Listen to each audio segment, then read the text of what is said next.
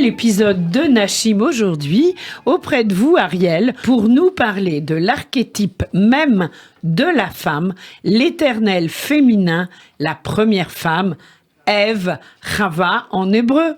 Très juste Lise, et ce n'est pas seulement la première femme de la Bible, mais la première femme. Je pense qu'il est important de noter que la relation entre Adam et Ève projette une image de l'homme en tant qu'espèce. Alors Adam est l'homme qui inclut tous les hommes et Ève inclut toutes les femmes, ce qui suppose que leur histoire incarne l'histoire même de l'espèce humaine. Je vous propose donc d'essayer en quelques minutes seulement de nous plonger sur cette grande idée de la femme dans le monde, sur le modèle d'Ève, sans bien sûr en faire de stéréotypes qui s'appliqueraient à tous. L'histoire d'Ève, c'est avant tout le symbole du féminin dans le monde, avec sa capacité à corrompre et également à être corrompue. Alors attention, cela représente à la fois le côté positif de la puissance féminine, mais aussi un avertissement sur cette puissance justement à travers le monde. Alors Ariel, commençons par aborder la relation homme-femme sur le modèle d'Adam et Ève.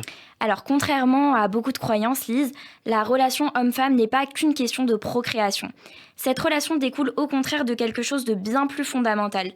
En fait, la procréation n'est que secondaire. On comprend bien dans l'histoire d'Adam et Ève. L'accouchement d'Ève ne se fait que très tardivement et cet événement vient justement donner une toute nouvelle dimension au couple et une nouvelle existence qui aboutit d'une réunification des deux parties.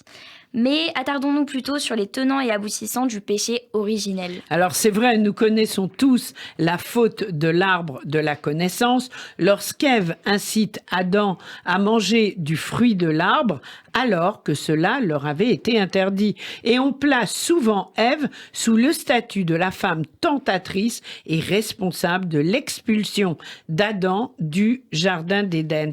Mais qu'est-ce que cette suite détaillée d'événements évoque exactement, Ariel? Alors, pléthore de réponses sont possibles, Lise, et vous avez raison, c'est souvent Ève qui est désignée comme principale responsable de la faute. D'ailleurs, donc le tableau Adam et Ève, que vous connaissez sûrement, de Lucas Cranach, qui dessine cette scène d'Adam se grattant la tête de perplexité face à la tentation d'Ève qui lui propose la pomme rouge interdite.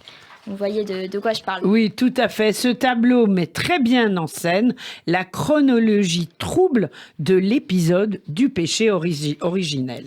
Oui, je trouve aussi. Et il retranscrit plutôt bien ce que beaucoup de sages ont appelé la mesure ajoutée d'entendement donnée à la femme. Donc en d'autres termes, c'est l'intuition féminine. Donc cette histoire du péché d'Adam et Ève évoque justement ce principe.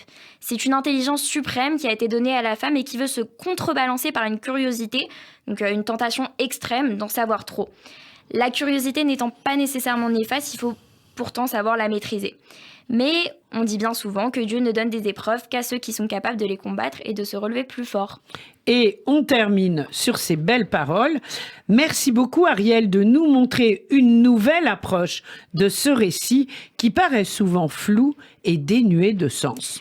Et il y a tellement à dire, Lise, si vous saviez, j'aimerais pouvoir en discuter avec vous pendant des heures. Alors peut-être espérons-nous une nouvelle chronique sur Ève dans un futur proche ? Eh bien oui, pourquoi pas ? Alors merci beaucoup Ariel et à la semaine prochaine.